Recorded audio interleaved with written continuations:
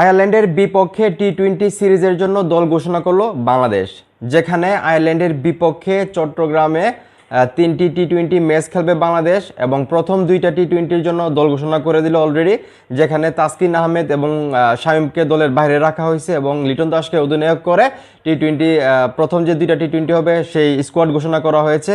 আমি সবার নাম বলছি কে কে আছে এই স্কোয়াডে, তার আগে একটি রিকোয়েস্ট, আপনি যদি এই চ্যানেলে নতুন হয়ে থাকেন চ্যানেলটা সাবস্ক্রাইব করে আমাকে সাপোর্ট করবেন। তো যারা আছে লিটন দাস ছাড়া তানজিম সাকিব, সাইফ হাসান, পারভেজ ইমন, তৌহিদ হৃদয়, তানজিদ তামিম, জাকের আলী তো থাকবেই, নুরুল সুহান, নাসুম আহমেদ, মাহিদুল অঙ্কনকে নিয়ে আমি অন্য একটা ভিডিও বানাবো, এই ভিডিওতে ওনাকে নিয়ে কথা বলতেছি না।